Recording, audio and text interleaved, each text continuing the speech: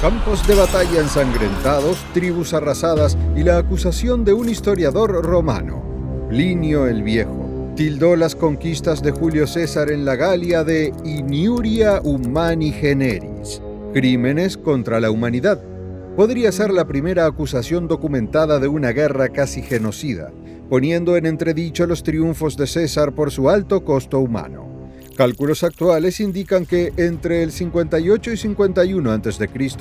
murieron más de 1 millón de galos y se vendieron cientos de miles como esclavos, de una población de 5 a 10 millones. ¿Cómo pudo César, aclamado en Roma como gran comandante y nuevo procónsul, emprender una campaña tan brutal que sus coterráneos se escandalizaron? Algunos, como Marco Porcio Catón el Joven, quisieron procesarlo por la matanza. Pero la versión de César en sus comentarios sobre la guerra de las Galias justifica cada choque como defensa de Roma, escrita en tercera persona para realzar disciplina y necesidad. Esta divergencia entre la cuidada autoimagen de César y la condena de Plinio ofrece una mirada inquietante al poder romano. Para entender este choque, retrocedamos a los orígenes del conflicto y a la crisis que arrastró a César al corazón de la Galia. ¿Sabías que la mayoría de quienes ven nuestros documentales aún no están suscritos? Si te gustan los mapas animados y la historia, únete a nuestra comunidad. Dale like y suscríbete para no perderte ningún episodio. A finales de los años 50 a.C., Roma sufría disputas internas. Facciones elitistas pugnaban por el control en el Senado, mientras aumentaban las tensiones sociales entre la plebe. En ese clima, Cayo Julio César, Cneo Pompeyo Magno y Marco Licinio Craso formaron hacia el 60 a.C. el primer triunvirato, un pacto no oficial que fortaleció a cada uno y les permitió superar a sus rivales políticos. César, cónsul en el 59 a.C. y Pontifex Maximus desde el 63 a.C., recibió un mando proconsular sobre la Galia Cisalpina, la Transalpina y luego Ilírico. Su condición de Pontifex Maximus reforzaba su prestigio tanto moral como religioso. Previsto inicialmente por 5 años, su gobierno se amplió por ley, lo que le permitió expandir sus dominios y enviar botines a Roma. Pompeyo, célebre por sus conquistas en Oriente, ostentaba el gobierno formal de Hispania, aunque gestionaba los asuntos desde la capital.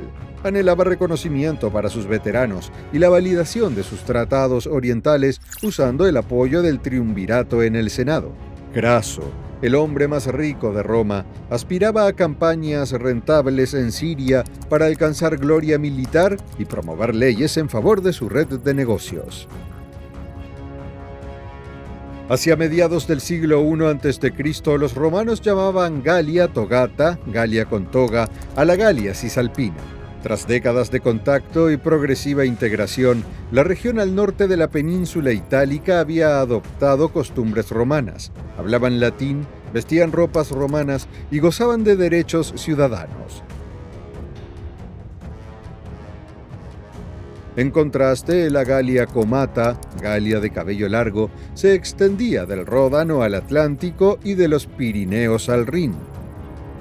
A pesar de la ambición romana, allí no había autoridad imperial. Cada tribu se autogobernaba con liderazgos propios y alianzas volátiles. Entre estas tribus se contaban los eduos, helvecios, arvernos y belgas, gobernados por consejos o caudillos. La religión celta, central en su identidad, estaba guiada a menudo por druidas, responsables de interpretar la voluntad divina y custodiar bosques sagrados. En ciertos rituales se practicaba el sacrificio humano, aunque las costumbres variaban. Culturalmente, los habitantes de la Galia Comata usaban bracae, pantalones, preferían tejidos de lana y llevaban el cabello largo, rasgo que dio nombre a la región. Aunque mercaderes y diplomáticos romanos incursionaban ocasionalmente en la Galia Comata, esta seguía siendo un mundo autónomo, vibrante, fragmentado y ajeno a la Galia Togata, donde el influjo romano ya estaba afianzado. En el 58 a.C., un desplazamiento de gran magnitud sacudió el centro de la Galia. Los helvecios, un pueblo celta del área de la actual Suiza, emprendieron una migración masiva hacia el oeste en busca de tierras más fértiles. Según los comentarios sobre la Guerra de las Galias de César, incendiaron 12 de sus oppida, ciudades fortificadas, y alrededor de 400 aldeas antes de partir, negándose a sí mismos cualquier posibilidad de retorno. Junto con ellos marchaban tulingos, latóbrigos, ráuracos y algunos boios, sumando, según los registros, 368.000 personas, de las cuales 92.000 estaban en edad de portar armas. Esta drástica autodestrucción revelaba su determinación de hallar un nuevo hogar y los ponía en ruta de colisión con los intereses romanos en la zona. Entre los más alarmados por la ruta helvecia se encontraban los eduos, aliados de Roma desde hacía tiempo. Su líder druida y estadista, Diviciaco, apeló directamente a César, argumentando que los movimientos helvecios amenazaban el territorio eduo. Recién instalado en su cargo de procónsul, César aprovechó esta petición. Aunque presentaba la intervención como una defensa de un aliado, comprendía que derrotar a los helvecios podría brindarle rápida gloria militar y un gran rédito político. Antes de librar una gran batalla, los embajadores helvecios solicitaron un paso seguro a través de la provincia romana, prometiendo no dañar a comunidades aliadas si se les permitía transitar libremente. César, sin embargo, demoró las negociaciones y reforzó en silencio puntos estratégicos, dejando entrever que no pensaba concederles tal permiso. Una vez que los eduos, liderados por Diviciaco, reiteraron su petición de protección, César encontró el casus belli y el pretexto moral para actuar. El primer choque importante ocurrió en el río Arar, actual Saona. Cuando grandes grupos de helvecios cruzaban con sus familias y suministros, las legiones de César lanzaron un ataque sorpresa. Aunque fue un enfrentamiento menor que las batallas posteriores, tuvo un significado potente. La estricta disciplina y el tino táctico romanos tomaron a los helvecios en un instante vulnerable. El propio César ensalzó esta acción como prueba de la superioridad romana, mencionando miles de bajas helvecias. Pese a la derrota, los helvecios no renunciaron a su empeño, reorganizándose y prosiguiendo su marcha al oeste. Entretanto, César, envalentonado por la victoria en el Arar, avanzó con creciente confianza. Lo que empezó como cautas negociaciones pasó a un conflicto abierto, presagiando choques más costosos que pronto asolarían gran parte de la Galia. La emboscada en el Arar fue apenas el primer eslabón de una cadena de enfrentamientos, cuya violencia anticipó el desenlace brutal que las regiones romanas impondrían más tarde, culminando en el choque decisivo de Bibracte. Hacia mediados del 58 a.C., la tensión con los helvecios alcanzó su punto crítico cerca de Bibracte, un importante bastión de los eduos. Los romanos llamaban oppida a las grandes fortalezas celtas en colinas. Los helvecios, con cerca de 80.000 personas, incluidas sus familias, buscaban seguir avanzando. Frente a ellos se alzaban 6 legiones romanas, unos 30.000 soldados bajo el mando de César, decididos a forzar un desenlace final. Las maniobras de César habían cortado las líneas de suministro helvecias, dejándolos sin más opción que presentar batalla. En las cercanías de Bibracte, ambos bandos se formaron para un choque feroz, probablemente librado en un solo día de combate intenso, típico de las batallas campales de la antigüedad. Aunque endurecidos por su larga marcha, los helvecios vieron cómo las disciplinadas formaciones romanas, reforzadas por andanadas de pila, jabalinas y un asalto cuerpo a cuerpo, fueron desgastándolos sin tregua. Las cifras exactas varían, pero tanto las fuentes antiguas como las estimaciones modernas sugieren que murieron o fueron apresados miles de helvecios en este encuentro. Al final, la determinación romana prevaleció, desbandando a los helvecios y obligando a los supervivientes a rendirse o huir.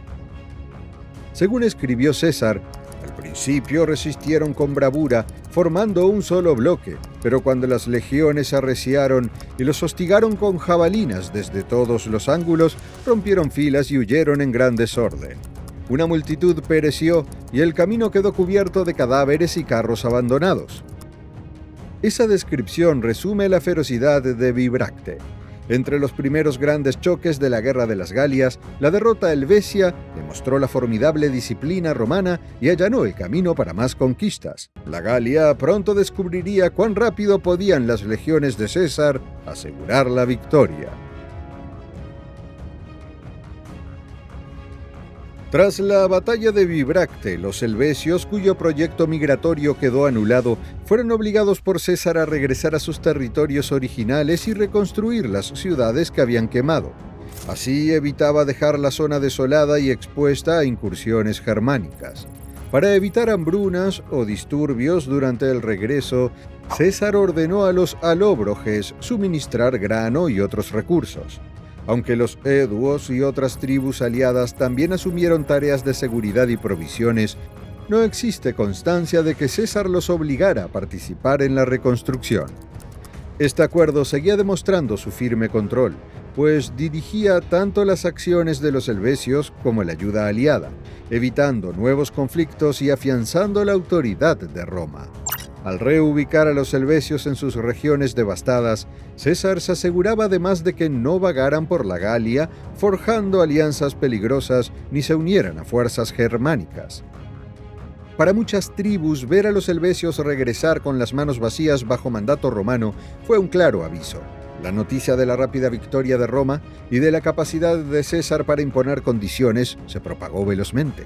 Si bien los eduos seguían siendo en teoría amigos de Roma, encabezados diplomáticamente por Diviciaco, algunos resentían el costo de abastecer tropas y sostener la nueva situación. Surgía la inquietud sobre cuánto poder acumularía César. Mientras tanto, César reforzó su presencia en el corazón de la Galia. Sus legiones construyeron caminos, levantaron campamentos de invierno y recaudaron tributos, acciones que ofrecían cierta estabilidad, pero mostraban el creciente dominio romano. Las tribus que antes se habían aliviado con la derrota de los helvecios comenzaron a temer que el precio de la protección romana implicara su sumisión a un imperio en expansión. Con los helvecios neutralizados y los eduos supeditados a Roma, César aseguró la región clave de la Galia. Sin embargo, tras cada vía o fortín invernal, se gestaban recelos. Ya en 57 a.C. circulaban rumores de resistencia en el norte, planteando el siguiente reto para César: la guerra contra los belgas.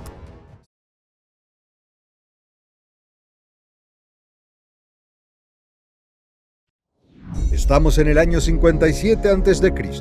El eco del triunfo de César sobre los helvecios resuena en toda la Galia, inquietando a cada caudillo tribal. Caudillos temerosos, algunos con tributo, buscaban el favor de Roma para evitar el destino de los helvecios.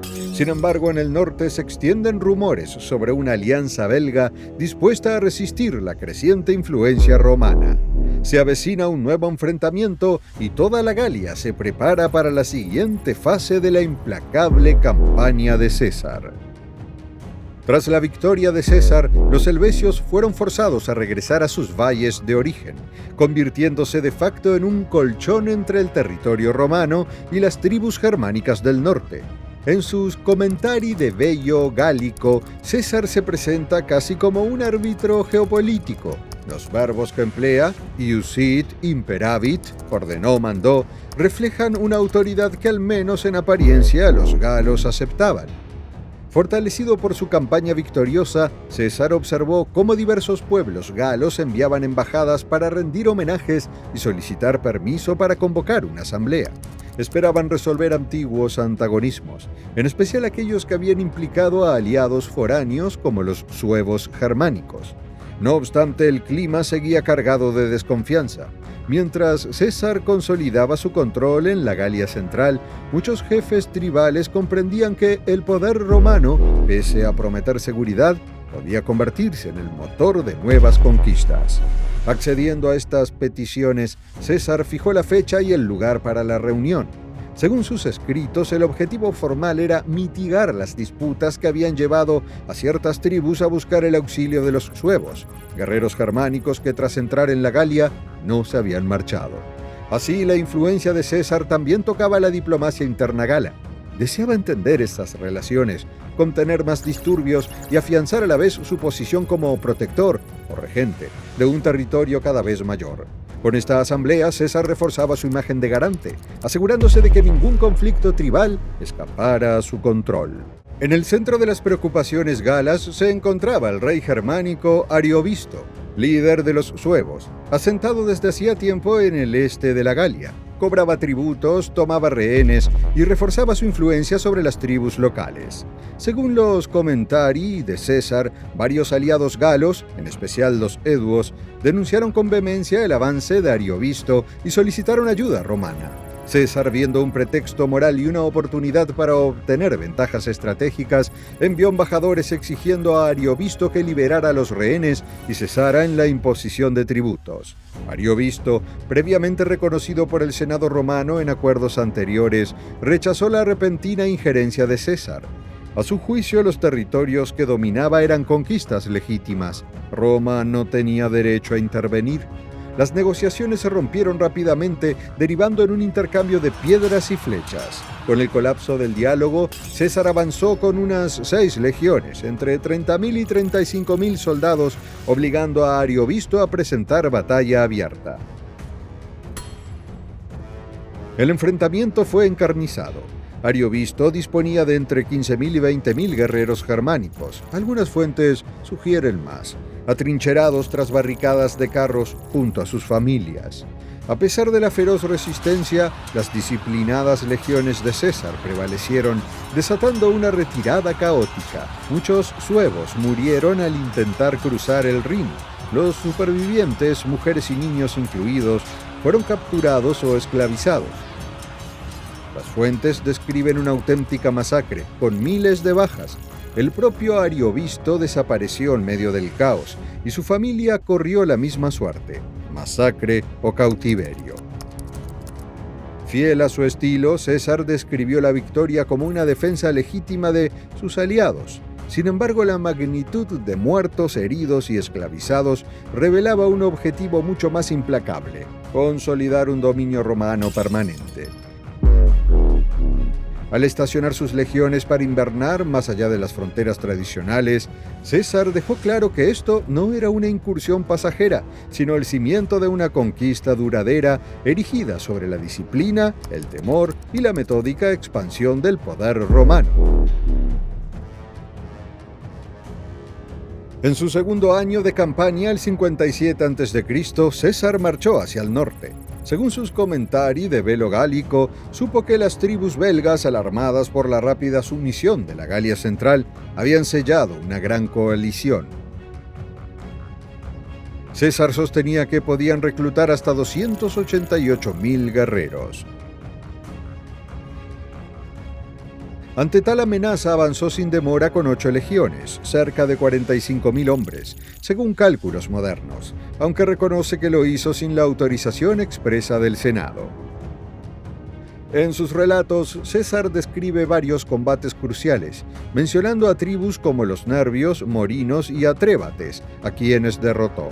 Con las tácticas típicas de Roma, construcción de defensas, torres de asedio y una infantería disciplinada, desmanteló los baluartes belgas conocidos como oppida. A pesar de la abrumadora superioridad numérica de los belgas, la coherencia táctica y el mando unificado de César fueron determinantes.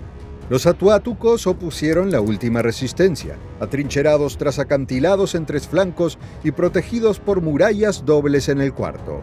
Las legiones de César levantaron una gran torre de asedio, lo que provocó la burla de los defensores, quienes ridiculizaban a los pequeños romanos y su enorme maquinaria. Pero cuando la torre avanzó, los atuátucos pidieron la paz, entregando presuntamente todas sus armas. César, receloso, mantuvo una estricta vigilancia. Cuando lanzaron un ataque nocturno para sorprender a las legiones, fueron rechazados, sellando su derrota definitiva. Según César, 53.000 prisioneros fueron vendidos como esclavos. Un reflejo de la dureza de la campaña y del dominio romano. Al finalizar el año, los belgas estaban prácticamente sometidos y César regresó a Italia para atender asuntos políticos, dejando legiones asentadas en territorio belga. Si bien César resaltaba el número total de enemigos, 288.000, y la férrea disciplina romana, varios estudios modernos sugieren que estas cifras podrían haber sido infladas para engrandecer el triunfo de Roma y la autoridad de César.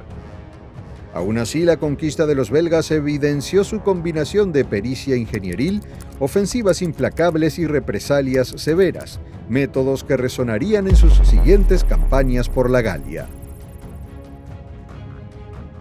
A comienzos del 56 a.C., Roma se precipitaba hacia el caos. Pompeyo y Craso, los otros dos miembros del primer triunvirato, chocaban más de lo que cooperaban. Sus desencuentros desataron luchas callejeras, socavando las reformas políticas y económicas que César había impulsado. Lejos, en la Galia, César temía que los senadores hostiles anularan sus avances si sus aliados fracasaban en mantener el control. Para salvar su pacto, César convocó una reunión en abril del 56 a.C., en Luca, en el norte de Italia. Allí selló un nuevo acuerdo. Pompeyo y Craso serían cónsules conjuntos en el 55 a.C. Al concluir su magistratura, Pompeyo gobernaría Hispania, Craso asumiría Siria y César prolongaría su proconsulado en la Galia e Ilírico por 5 años más. Con ello garantizaba que sus reformas y la base del poder que las sostenía no fueran desmanteladas en su ausencia. Tras sellar el acuerdo y apuntalar a sus aliados, César regresó al norte para hacer frente a las crecientes crisis en la Galia, convencido de que su posición en Roma quedaba asegurada, pese a que la ciudad misma seguía al borde de nuevas convulsiones. Apenas regresó César de la conferencia de Luca, estallaron nuevos levantamientos en el noroeste de la Galia. Las tribus empezaban a ver con claridad su propósito, una ocupación romana duradera más que una mera protección. Así César reaccionó con rapidez, dividiendo sus tropas en varias operaciones. En la primavera del 56 a.C., envió a Tito Labieno con una única legión, unos 5.000 infantes romanos y caballería auxiliar para proteger la frontera del Rin. Temía que guerreros suevos, tal vez miles, cruzaran el río y avivaran la rebelión gala. La misión de Labieno era clara: contener posibles refuerzos germánicos y evitar que el dominio romano en la Galia se tambaleara por el este.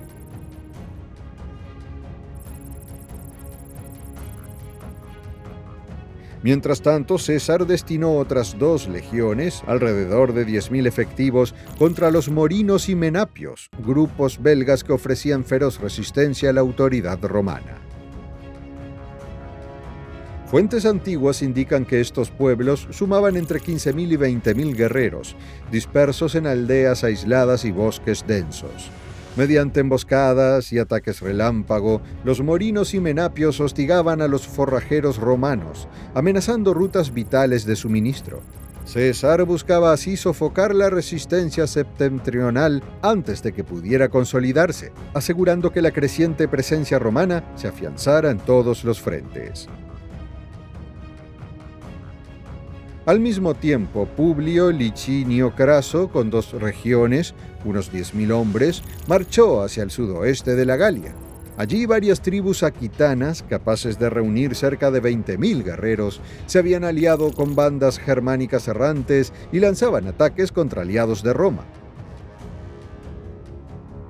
Según César, confiaban en que la distancia con respecto a su ejército principal les otorgara ventaja.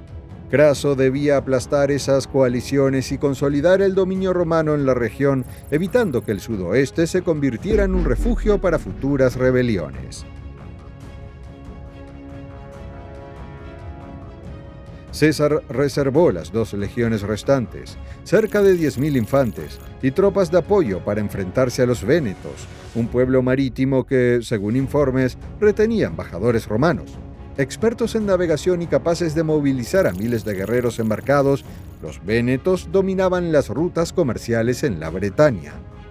Para hacerles frente, César construyó una flota en el Loira y se enfrentó a los vénetos cerca del Golfo de Morbia. Aunque se desconoce la cifra exacta de naves romanas, estas fueron diseñadas para contrarrestar los grandes barcos galos, que sumaban aproximadamente 220.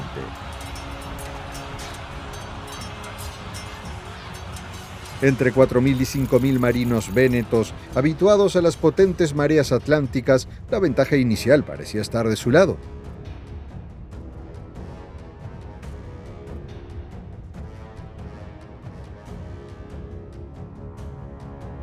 Tras imponerse, César desató un castigo ejemplar.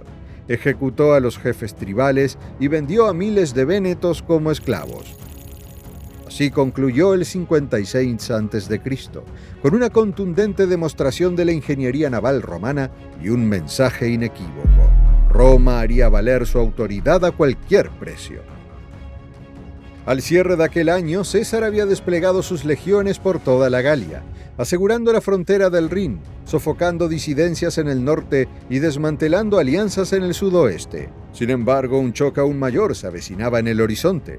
Rumores de nuevos movimientos germánicos presagiaban una de las campañas más sangrientas en la memoria de Roma. El apetito conquistador de César no daba tregua, y sus siguientes pasos estremecerían incluso a quienes ya conocían su ímpetu.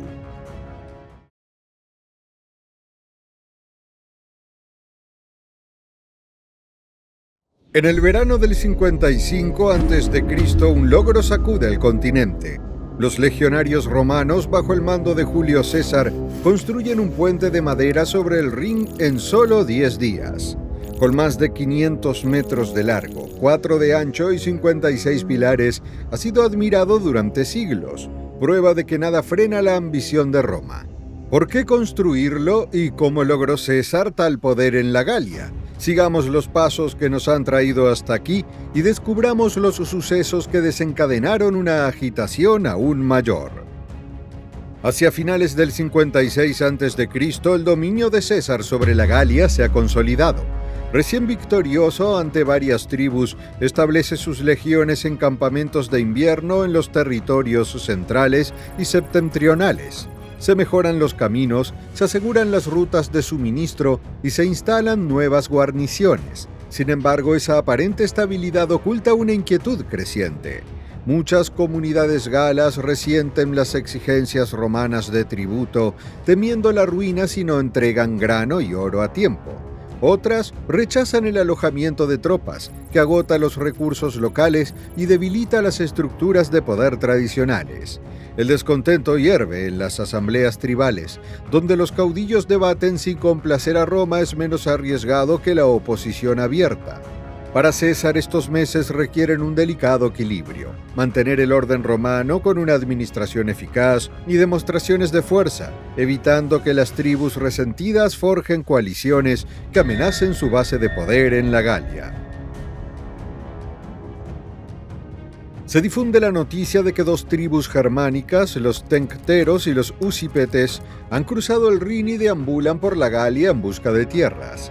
Decidido a frenar esas incursiones, César avanza con 8 legiones, unos 40.000 o 45.000 infantes, para enfrentarse a ellos. Al principio las tribus pidieron la paz, pero pronto estallaron escaramuzas. César las acusó de violar la tregua y lanzó un ataque devastador contra su campamento. Fuentes antiguas relatan que hasta 400.000 tencteros y usipetes, hombres, mujeres y niños, fueron masacrados o capturados. El horror de la masacre desató indignación en Roma, donde algunos exigieron castigo para César. Marco Porcio Catón, en particular, exigió entregarlo a los bárbaros para expiar la culpa de Roma por romper la tregua. Apenas salido de este episodio sombrío, César quiso demostrar que ningún límite protegía a los enemigos de Roma. Cerca de la confluencia del Rin y el Mosela, en las proximidades de la actual Coblenza, ordenó construir un puente de madera en solo 10 días para que sus legiones cruzaran al este. Una vez al otro lado, arrasó varios asentamientos, selló alianzas efímeras para inquietar a las tribus germánicas y luego se retiró. Convencido de haber cumplido su objetivo, desmanteló el puente, dejando claro que Roma podía alcanzar a cualquier enemigo donde y cuando lo deseara. Semanas después de desmantelar el puente sobre el Rin, César emprendió otra audaz empresa, una incursión en Britania. Oficialmente buscaba impedir que los isleños prestaran apoyo a los galos rebeldes. Sin embargo, en sus comentari de velo gálico, el propio César deja entrever una motivación más profunda: ver qué tipo de gentes habitaban esa isla y conocer sus tierras, puertos y accesos, todos desconocidos. El momento no era el ideal. El verano llegaba a su fin, el invierno se acercaba y César solo llevó 2 legiones, unos 10.000 hombres, desde Portus Itius, la actual Bolonia. Como un odiseo curioso en la tierra de los cíclopes, César emprendió una campaña tan peligrosa como cautivadora. Hubo desembarcos azarosos, feroz resistencia de pobladores que se teñían de azul y rumores sobre el uso compartido de esposas. Aunque César libró algunos choques menores y selló acuerdos informales con ciertos caciques, su posición siguió siendo precaria. Pronto se retiró, proclamando la expedición como un triunfo diplomático. Pero el impacto en Roma fue enorme. Por primera vez un ejército romano había cruzado el Océano Occidental y surcado el Atlántico, reforzando la fama de César como un comandante decidido a llevar los límites del imperio hasta sus extremos más audaces. Antes de lanzarse nuevamente hacia Britania, César enfrentó un creciente resentimiento en la Galia. Decidido a sofocar posibles rebeliones, exigió la presencia de varios nobles galos, entre ellos Dumnorige, cuyo hermano, Diviciaco, había apoyado a Roma. Dumnorige se negó, difundiendo el rumor de que César planeaba atraer a los líderes galos para ejecutarlos en secreto. En abierta rebelión abandonó el campamento romano. César ordenó capturarlo o matarlo si ofrecía resistencia. Acorralado, Dumnorige invocó la lealtad de los suyos y gritó: «Soy un hombre libre de un pueblo libre», antes de caer abatido. Este suceso evidenció la creciente hostilidad bajo el dominio romano, una tensión a punto de desbordarse más allá de la Galia. A pesar de ello, César siguió adelante. Buscaba superar su primer intento en Britania, donde las tormentas y la escasez de tropas frustraron una ocupación duradera. Según sus comentari de velo gálico, libro 5 y otras fuentes antiguas, ordenó la construcción de un gran número de barcos. César menciona unos 600 transportes, además de 28 naves de guerra con calado reducido, con el objetivo de contrarrestar los peligrosos desembarcos que habían afectado la primera expedición.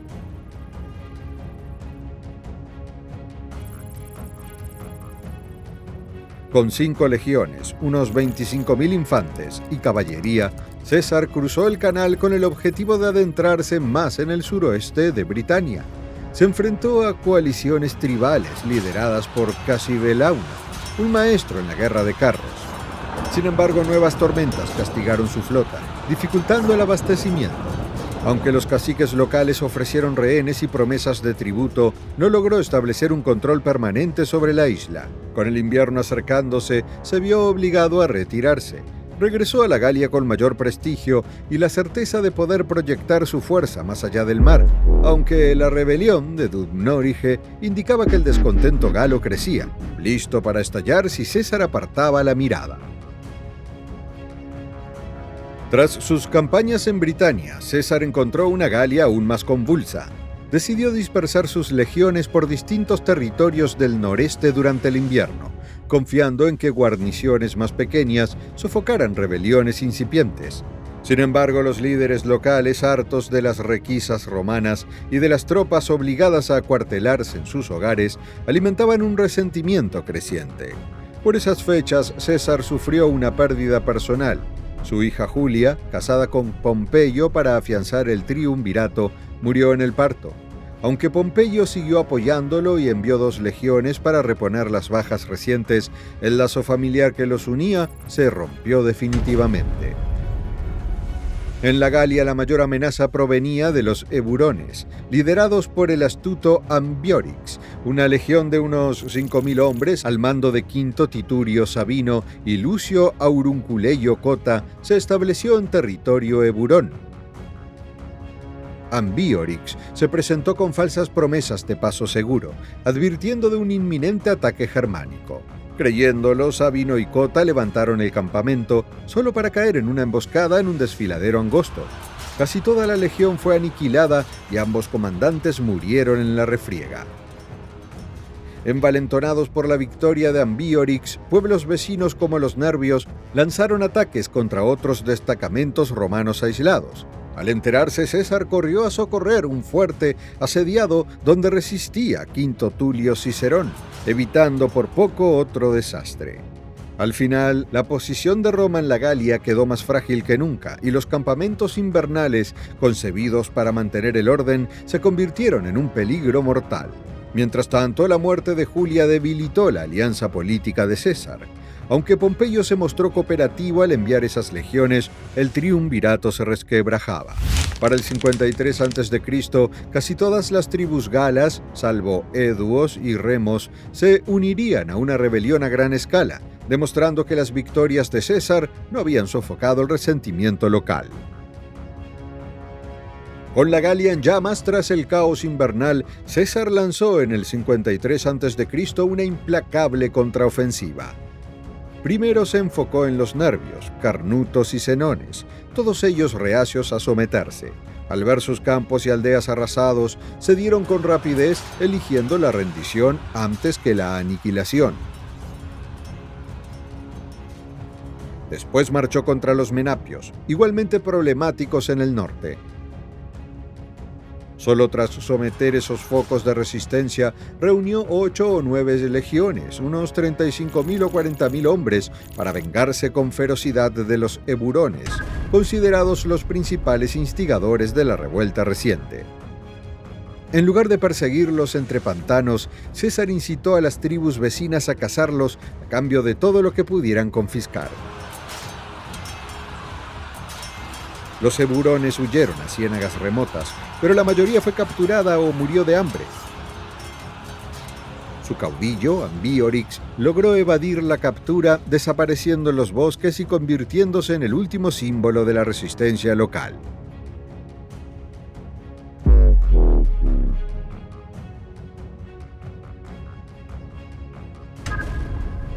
Creyendo sofocados los peligros inmediatos, César volvió su atención al Rin. Mandó construir otro puente de madera, un nuevo alarde de la ingeniería romana para cruzar el río, disuadiendo a las tribus germánicas de apoyar futuras rebeliones galas. En esta breve incursión al este, apenas hubo choques directos. Los pueblos germanos se mantuvieron a distancia, temiendo la despiadada reputación de César. Poco después mandó destruir el puente, reafirmando que la supremacía romana no conocía fronteras. Mientras César afianzaba su dominio militar en la Galia, acontecimientos lejanos alteraban su posición política. Marco Licinio Craso, su aliado en el primer triunvirato, buscó gloria en Siria, pero fue derrotado y muerto en Carras a manos de los partos. Con Craso fuera de juego, el triunvirato quedó de facto disuelto. En Roma, los enemigos de César aprovecharon la coyuntura para socavar su poder, mientras Pompeyo, ya viudo tras la muerte de Julia, se acercaba a la facción aristocrática del Senado. En el 52 a.C., Publio Clodio Pulcro, Claudio, fiel partidario de César, murió en una reyerta callejera, privándolo de un aliado clave en la capital. Pese a estos trastornos, César permaneció en la Galia, enviando riquezas y esclavos a Roma para sostener su influencia. Sus rivales en el Senado lo acusaban de librar una guerra personal sin supervisión alguna, temiendo que pronto pudiera amenazar directamente a la República. Mientras tanto, en la Galia Central, el descontento seguía en aumento. Vercingetorix, un noble arverno, tejía pactos con tribus cada vez más dispuestas a resistir.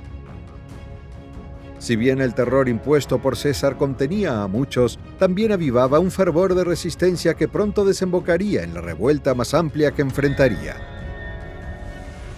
Sin prever del todo el peligro, César avanzó con seguridad hacia lo que sería el mayor reto de sus campañas en la Galia.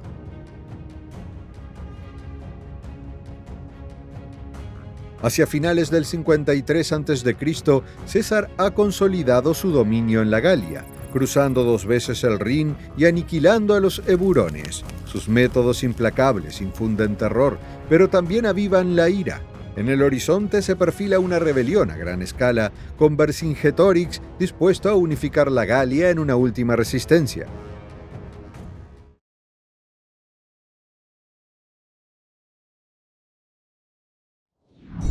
A comienzos del 52 a.C., la Galia está al borde de su mayor rebelión hasta el momento. Desde Arvenia surge Vercingetorix, un noble carismático que une a tribus enemistadas bajo una sola bandera con el propósito de expulsar a Roma.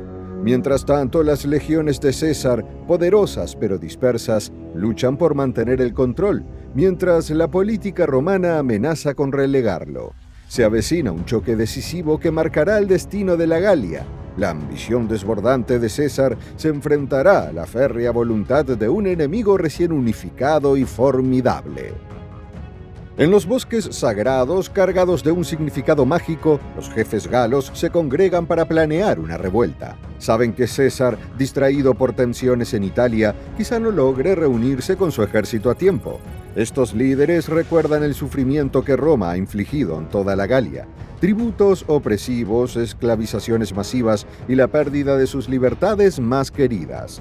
Convencidos de que ha llegado el momento de golpear, los carnutos inician las hostilidades matando a todos los mercaderes romanos en su capital, Cenabo. La noticia de este acto violento cruza de bosque en bosque hasta alcanzar el corazón de los arvernos, donde emerge una figura imponente. Esa figura es Vercingetorix, hijo de Celtilo, antiguo líder supremo de la Galia, ejecutado por los suyos. Vercingetorix, cuyo nombre probablemente significa Gran Rey de Guerreros, une rápidamente a múltiples tribus, castigando a quienes vacilan y forjando un ejército disciplinado en cuestión de semanas. Aprovechando la ira generalizada contra el brutal gobierno de César, reaviva un ferviente anhelo de independencia. Antes separadas por viejas rivalidades, las tribus avernas y otras se movilizan tras la determinación y el liderazgo de Vercingetorix. Así comienza el mayor desafío que César haya enfrentado: una coalición gala unificada, dispuesta a recuperar sus tierras y su libertad del dominio romano. Con las tribus en plena revuelta, Vercingetorix adoptó una estrategia radical para debilitar a las legiones de César: la táctica de tierra quemada. En vez de permitir que los romanos obtuvieran cosechas y refugio, ordenó incendiar aldeas, arrasar campos y destruir reservas de alimentos. Esta medida extrema implicó un sacrificio desolador para los galos: familias que veían convertidos sus hogares en cenizas, graneros reducidos a brasas. Sin embargo, Vercingetorix sostenía que era mejor privar al enemigo de recursos que fortalecer el dominio de Roma. Solo Avaricum, uno de los principales asentamientos de la región, se negó a obedecer la orden de desalojo y destrucción. Ubicada en terreno elevado, defendida por los Viturgies y considerada casi inexpugnable, Avaricum confiaba en resistir cualquier ataque romano. En respuesta, César desplegó sus habituales técnicas de asedio: construcción de rampas, torres y una infantería adiestrada para derribar murallas. Pese a que los defensores aprovecharon la topografía y fortificaciones, la disciplina romana, refinada en largas campañas, acabó inclinando la balanza. Cuando las tropas de César abrieron brechas en las murallas, sobrevino un horror. De los supuestos 40.000 habitantes, una cifra que algunos equiparan con masacres, escaparon apenas 800. El suelo se tiñó de sangre, cumpliendo los temores de Vercingetorix sobre la crueldad romana.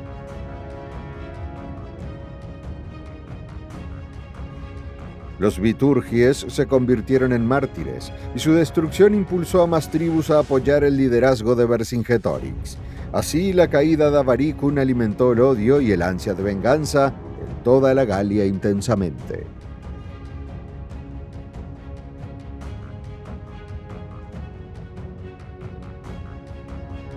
Envalentonado por su éxito en Avaricum, César dirigió su atención a Gergovia, una fortaleza en territorio arverno, patria de Vercingetorix. Alzada sobre pendientes escarpadas y protegida por terraplenes, Gergovia brindaba a los galos una ventaja decisiva. César pretendía forzar a Vercingetorix a presentar batalla a campo abierto, pero el terreno limitó las maniobras romanas. Al principio, los eduos, aliados de Roma, apoyaban a César. No obstante, la insatisfacción y rumores sobre la debilidad de César llevaron a ciertos líderes eduos a unirse a Vercingetorix, minando sus líneas de suministro. Para quebrar a los galos, César avanzó varias columnas hacia Gergovia, con la intención de fingir un ataque y forzar un avance decisivo. Sin embargo, fallos de coordinación condujeron a que algunas unidades romanas se internaran demasiado. Viendo su oportunidad, los guerreros galos contraatacaron con fuerza, dirigidos por Vercingetorix y la protección natural del lugar. Los legionarios expuestos sufrieron graves bajas, obligando a César a retirarse. Gergovia marcó así la primera derrota clara de César en la Galia, demostrando que incluso las disciplinadas legiones podían fracasar ante un enemigo que dominaba la estrategia y el terreno. La noticia del revés se propagó, animando a más tribus a seguir a Vercingetorix y socavando la influencia romana. El prestigio del caudillo arverno creció enormemente, probando que la unidad gala y tácticas certeras podían poner en jaque el poder romano. Quedó demostrado que Gergovia sacudía la confianza romana. Refugiado en Alesia, asentado en un antiplano de la actual Borgoña, Vercingetorix se preparó para una defensa definitiva. César, decidido a aplastar la rebelión, llevó entre 10 y 12 legiones, algunas fuentes calculan más de 50.000 infantes, y planeó una estrategia implacable de cerco y hambre. Primero supervisó la construcción de una circunvalación de 16 kilómetros alrededor de la colina, aislando a las fuerzas de Vercingetorix. Aunque la caballería gala intentó hostigar estas obras, sus esfuerzos resultaron insuficientes. Temeroso de que un gran ejército de rescate acudiera pronto a liberar Alesia, César levantó además una contravalación de 20 kilómetros, reforzada con trampas elaboradas para bloquear cualquier ayuda externa. En sus Commentari de Velo Gálico, César describe con detalle estas fortificaciones. Talamos troncos y los afilamos, colocándolos en fosas de 1,5 metros de profundidad. Quien entrara en esas fosas quedaría ensartado, y a esto llamábamos chipi. Delante, en líneas oblicuas, abrimos hoyos de 1 metro, cada uno con estacas endurecidas al fuego y cubiertas con maleza. Dispuse 8 hileras de estos, llamándolos lilios por su forma. Delante de ellos esparcimos púas de hierro, conocidas como stimuli. Mientras tanto, los mandubios dentro de Alesia se quedaron sin provisiones. Se sacrificó el ganado, se vaciaron los graneros y, según insinúa César, algunos galos pensaron en alimentarse de los ancianos. Para preservar los víveres de sus combatientes, Vercingetorix ordenó que todos los no combatientes, mujeres, ancianos y niños, abandonaran la ciudad y bajaran la colina, ofreciéndose como esclavos a las tropas romanas con tal de no morir de hambre. No obstante, César se negó a recibirlos, alegando que no deseaba aliviar la presión sobre Alesia.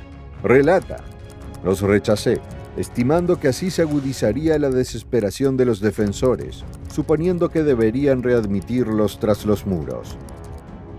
Trágicamente, los defensores también se negaron a abrir las puertas a sus propios familiares, sin querer o sin poder repartir las escasas provisiones que restaban. Estos civiles quedaron atrapados entre las líneas romanas y la muralla, condenados a la desdicha de la inanición. Los historiadores aún debaten cuál crueldad fue mayor, la de Vercingetorix por expulsar a su gente o la de César por dejarlos morir sin concederles asilo. Probablemente el propio César padecía escasez en sus filas, pero calculó que el sufrimiento de aquellos inocentes minaría aún más la moral de la guarnición. Unas semanas después de iniciado el sitio, el largamente anunciado ejército de relevo galo, según se dice 240.000 infantes y 8.000 jinetes, apareció ante Alesia, con la intención de romper el cerco romano tanto desde fuera como desde dentro. Los refuerzos atacaron las fortificaciones exteriores de César, mientras la guarnición de Vercingetorix lanzaba una salida simultánea desde la meseta. La lucha se prolongó durante todo el día, con los romanos defendiendo tras muros de fosos y empalizadas, esforzándose por rechazar los asaltos convergentes. Hubo también un ataque nocturno, en el que un joven Marco Antonio destacó entre quienes repelieron la ofensiva. Pese a ello, los galos pronto detectaron un punto vulnerable al norte de las líneas romanas, un área escarpada y demasiado extensa para ser fortificada a la perfección. Al mediodía, 60.000 guerreros galos de élite lanzaron un golpe definitivo contra ese punto débil, mientras Vercingetorix lideraba un nuevo embate desde el interior de Alesia. Las líneas de suministro romanas estaban muy tensas. El propio César narró que sus hombres se inquietaban al oír la batalla a sus espaldas, conscientes de que su supervivencia dependía del éxito en otros frentes. El momento crítico llegó cuando las fuerzas galas superaron fosos, superaron trampas y casi rompieron las empalizadas. Labieno, al mando en esa sección, envió un desesperado llamado de ayuda. César acudió con 39 cohortes, un tercio de sus tropas, y vistiendo su manto púrpura distintivo. Al ser reconocido por el enemigo, se volvió un blanco principal. Mas, de pronto, la caballería romana atacó por detrás a los galos, provocándoles confusión total. Quedando atrapados entre dos fuerzas romanas, huyeron en desorden, sufriendo numerosas bajas. Al día siguiente, Vercingetorix comprendió que persistir solo aniquilaría a sus hombres. Reunió a los supervivientes y afirmó que había luchado no por ambición personal, sino por la libertad de toda la Galia. Algunas crónicas sostienen que los guerreros podían decidir si preferían matarlo o entregarlo a César. Para evitar más sangre optaron por rendirlo con vida. Vercingetorix, ataviado con su armadura, salió a depositar sus armas a los pies de César. Fue encarcelado en Roma durante 6 años en Tullianum, Mamertino, y al concluir el triunfo de César, lo ejecutaron.